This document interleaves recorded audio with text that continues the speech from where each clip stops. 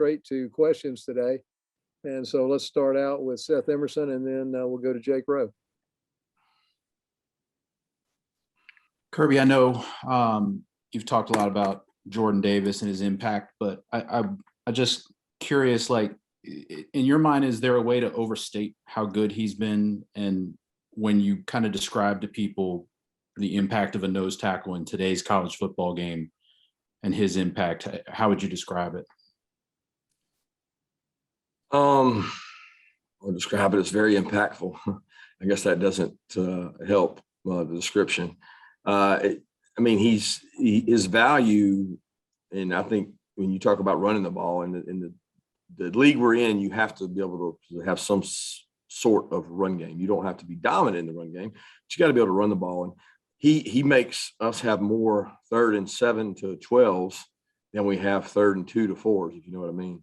And just statistically, when you have 3rd and 2 to 4, which we had an inordinate amount against Kentucky and struggled some because they did a nice job on 2nd long, it affects the game. And when you have 3rd and 7 to 10, it helps you. And Jordan is a heavy impact on that because it's tough to run the ball when he's in there. You know, I think what he's done, he's made himself quicker, more agile, and his weight fluctuates from time to time, but he's much more effective when he's under 350. And he's taken it upon himself here lately to really work to be under 350. And I noticeably can tell a difference in him when he's 350 or less. I know that seems like a lot, but he's been higher than that. Do you see people like advocating for him for the Heisman and say like, whoa, all right, let's go crazy here? Or do you say like, hey, you know, a guy like that should be getting mentioned for it? I think it's unfortunate that defensive players don't get mentioned for it. And I'm not necessarily advocating Jordan. I'm advocating defensive players because I feel like the NFL values that. And if you look over time, outside of the quarterback position, which they have to draft, and they get drafted every year, 4 to 5 guys on average at quarterback. Outside of that, you have defensive players taking the top 10 every year because they can change the game, whether it's pass rush or corner or somebody locking somebody down or whatever the position may be. But it is what it is, and it's an award that has become quarterback, receiver, running back heavy, and nothing but respect for the award. But certainly some defensive players across the country deserve some kind of recognition. It's almost like you wish you could take one every year to New York as a defensive player because it's such a great event. Kirby, now that you've had a chance to see JT a couple of days, what's been his progression like this week? Kind of that next step you were talking about. And from the quarterback standpoint, do you feel like you can get 2 quarterbacks enough reps to be ready to start, to be able to carry the load every Saturday? Or is there a certain point where you have to kind of narrow down the reps for that position? Well, I think you can get between the 1s and the 2s reps, you can get plenty of reps for 2 quarterbacks. You know what I mean? Our 1s get a little more than our 2s, but you can go 50-50, you can go 70-30, you can go 60-40. We prescribe that as the week goes on. Carson Beck has taken less reps this week because JT has taken more reps. And the combination of Stetson and JT is to get them both prepared because there are 2 quarterbacks right now. So he's looked good. He's done a good job. I would be remiss if I could tell you everything he did today. That's why when we hang up this call, I go in and watch it and see it, visually with my eyes. There's a lot of times at practice, I'm watching it from a defensive perspective.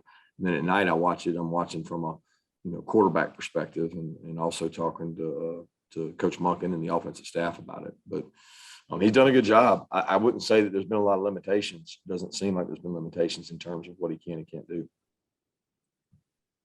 Next question to Mark Weiser, and then we'll go to Anthony Dasher. Kirby, what has the secondary done well this season, and in particular at the cornerback and star positions with the turnover there in personnel? Well, they've done their job. They've been effective at keeping our edges and in run support because a lot of people have tried to get out on the edge on us to avoid the interior run game. We've given up some explosive. We've given up some 50-50 balls, but they've been the beneficiary of good rush. And they've made some plays when they've gotten opportunities. Those guys have made some picks. Chris, Lewis, Keeley, and DK have all made them. And, you punish people when they make mistakes, and you got to capitalize on those when they happen. We have not played our best game in the secondary. We have not played perfect, and we are not where we need to be. But we're a work in progress there, and the front has helped us buy some time to do the working. I know you guys have had some drops against your defense the last couple of games.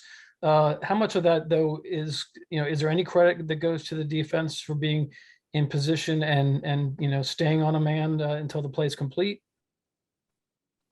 I don't really know. I don't know what you're referencing there, I guess. Well, I'm just saying that, is it all on a guy just having a drop, or is your guy, contributing by not giving up on a play if he's a step or two behind?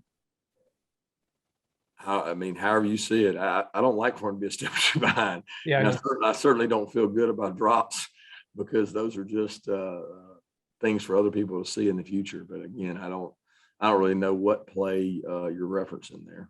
Okay, thanks. Hey, Coach, based on the success they had last year on the wheel route, just what's the key to successfully, defending that, and how prepared do you think your defense is for that this year? Well, you'd have to define a wheel. I know the layman's term for you guys is a wheel route, but there's a lot of different ways to describe that wheel route. And they really did a great job, and we did a really poor job of covering that. And 90% of that is eye control. If you look at the right thing, then you tend to cover the thing. Now there's also the eye control, then there's the making the play. So sometimes you just don't make the play, and the guy's better than you, and he goes up and gets it. And there's not even covering them, which is a lack of discipline, or we're not doing a good job as coaches of helping them in terms of what we play. But I can't tell you it won't happen again, because they run the same plays this year that they ran last year, and we're not changing our entire defense because of that. We've got answers for it, but there's things that can hurt you when you just play for the wheel that can hurt you other ways. I certainly don't want to give up explosive plays, whether that's a back out of the backfield, a tight end, a receiver, whatever it is. And we're going to do all we can to make sure that doesn't happen. But they also lead the country in rushing yards per attempt. So you can only protect the wheel so much when they're running the ball for 6 and 7 yards a clip. Hey, next question to Mike Griffith, and then to Chip Towers. A couple questions about your linebackers, Coach. One, Nakobe Dean compared to Roquan Smith, and two, how does Adam Anderson's role change perhaps when you play these mobile quarterbacks? I know you talked about him playing some star. Would this be a situation where we might see more Adam because of the mobility of the quarterbacks, and then the Nakobe Roquan comparison, please? Yeah, I don't like comparisons. I'm just not a big fan of them. I don't really think they're always fair. I do think Nakobe has done a great job. He's the commander in chief of making our calls. He's very physical. He keys things really well. Very instinctive football player, as Roquan was as well. And then the other question is about Adam. Adam has given us the luxury of having a really fast, athletic guy, but the best thing Adam does is rush. And I think the best thing Coach Lanning has done has allowed him to rush. There were times early in his career that we asked Adam to spy and run down the quarterback and chasing him down. And that's not a lot of sack production when you do that. He's freed Adam up to do what he does best, which is rush against the other team's offensive tackle. I can assure you there was a lot of teams that liked seeing Adam spy over rushing on their tackle. So he's done a good job of doing that. He's also become a more complete every down player where he can play first and second down and do some more things. Coach, it was nice to get a glimpse outside of the team practicing yesterday and seeing the quarterbacks and receivers work. I'm curious in particular on the receivers. Arian Smith, I'm not exactly sure how many games he's missed. Obviously, his play has been limited. And it seems like it started with a fairly minor injury. His lower leg contusion. But obviously, that's a guy, there's few people in the SEC that are as fast as he is. Also looked like Marcus Rosenby-Jack-Sank was really moving around really well. But it looks like overall that unit is close to as healthy as it might have been in a while. Is that true? And can you give us your assessment of Arian in particular? Yeah, we're hoping to get Arian back. He's been closer each week. It's just a lower leg contusion that has really bothered him when he plants and runs. But I mean, he's much closer this week. He's been on about a 50% pitch count. He's been repping with the twos, and he's getting reps. And I think he's looked better this week than he has in the past. We got to hope that continues the rest of the week. Jermaine's been bothered by the groin. He's fought through that. He's not 100%. Justin Robinson's got a little bit of a hamstring now. So he's banged up. Dom's still out. So I feel like we're better off than we were going into the Auburn game, but I don't feel like we're near where we need to be in terms of at wide receivers. But I do think Aaron will be back, and Marcus Rosemy's done a good job this week, and Jermaine's been out there practicing. So just those three alone are a huge boost. Okay, next question to Dean Legge, and then we'll go to Tyler Griffith with Red and Black. Hey, Kirby. Dan Mullen has a reputation of being one of the best kind of play callers in college football. What makes it challenging to deal with his offenses? And then secondly, what's your favorite Halloween candy? What can you not live without?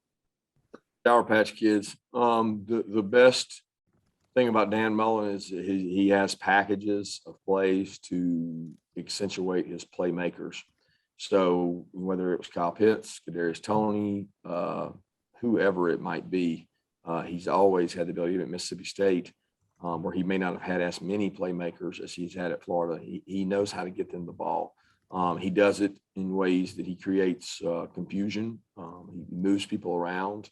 I think he's gotten better from, there was times in Mississippi State where I thought he had done the same thing for a long time. Now he's got more presentation to what he does, and did a good job of that last year. And I mean, we all learn from other people. So it's like, there's a copycat element to what we all do defensively and offensively, but he's taken what other NFL teams and other college teams do well and added it to his offense to get his players the ball. In regards to the Florida quarterbacks, you mentioned the other day that you didn't think there was anything they did different schematically between the two. What do you think that they do that's so successful that might be different than, like, say, some of the other mobile quarterbacks like KJ Jefferson or Bo Nix that helps them, to lead the country in yards per carry? Well, they're probably faster than KJ. They have a offensive line that is really big. They have a run game scheme that's built to allow the quarterback to run. Dan doesn't abort the run. He uses the run game to set up his play actions. And when you least expect it, he runs the quarterback, and those guys are really good runners. It's just a different dynamic than KJ. KJ is a big physical guy. These guys are elusive and powerful, and they throw the ball well too. And they've got a good supporting cast around them, as a whole. I'm talking about the wideouts. All right, next question, Palmer Toms, and then to Jed May. Hey, Kirby, wanted to ask, how have y'all used last year's loss to Florida as motivation this week, to try and get these guys ready? Obviously, it's a rivalry game, but how have you used last year maybe as a lesson or motivation this year? Yeah, outside of the tape, of using the tape of the plays that we may see repeated or the looks that we may get, because a lot of the coaches are the same, not a lot. I don't try to use those extrinsic things. I've never had great experiences with that when you count on emotion to do that. And I don't want the players emotional the whole time. That's what the fan wants, but I want them thinking about what they got to do to win this game. And last year's game has nothing to do with this year's game. Kirby, in y'all's defense, just from your point of view, what makes a good player at that star position, and what does good play at that position sort of allow y'all to do, I guess, with the defense as a whole? Well, it's a position that's morphed. There's so many perimeter screens, and every play has 3 plays on it, which is why you see scoring going up, because the offense can be right more often. The star is in the crosshairs of all those plays. He's the guy they're reading. He's the guy they're blocking. He's the guy they're blitzing. He's the guy they're throwing off of. He's the guy they're box counting. So having a tough physical guy that's 6 foot, 205 pounds, that can run, that can cover, they don't grow anywhere. You don't just find them anywhere. So that position is critical. It keeps your edges. It sends everything back to the big guys. It does so many things in a defense. Number one, you better have two guys that can play it, because it's like playing linebacker nowadays in terms of the contact that's created for that position. You got to be able to take on guards, take on tackles. I mean, you just got to be tough and physical, and it's a tough position. Brady's done a good job, and losing Tyke hurt because he was going to be able to spell Brady some, and Javon's done a good job embracing that, and he's still growing and getting better. The next question to Davis Baker and then Connor Raleigh. Hey, Kirby. Earlier this year, you talked about Trayvon Walker potentially replacing some of Azeez Ojulari's production. How do you feel like his game has progressed this year, and how vital is his play to how well the defensive line has played as a whole this year? He's an extreme part. I mean, he's a freak of nature when it comes to athletic ability for that size.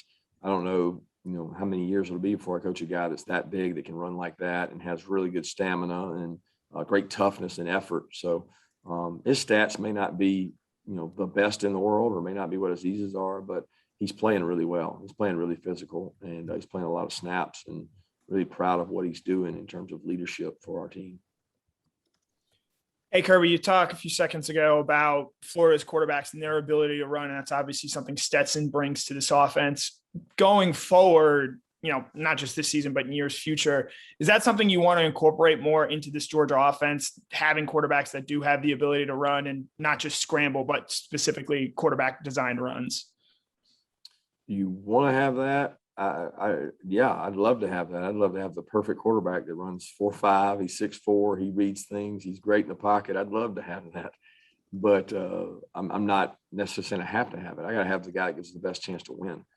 And within our system, does it require the quarterback to run? I think all quarterbacks have to have some mobility. There's not a really good quarterback that you see playing the NFL that doesn't have a form of mobility, but all quarterbacks have different levels of that. And as long as you don't sacrifice decision-making and accuracy, which are the two greatest components of a quarterback, then yeah, I want a runner. But for every ounce of decision-making and accuracy I lose, then I'm willing to give up, some running ability. Got time for one more question. Anybody want to jump in? Following up on JT Daniels, how did you mention that he threw pain-free? What about as far as his movement and his adjustment to the speed of the game? Did you see enough to get a thought on that? I thought watching Monday's practice, I thought he handled that well. Today's, I want to reserve judgment until I see it from the actual tape, but there's nothing there that I noticed as a problem for him. He moved around in the pocket, made some throws. I didn't see all the periods because I'm not in both locations. So I get ready to watch that now and see how he does tomorrow too. Thank you, Coach Smart. Thanks, everyone. Thanks.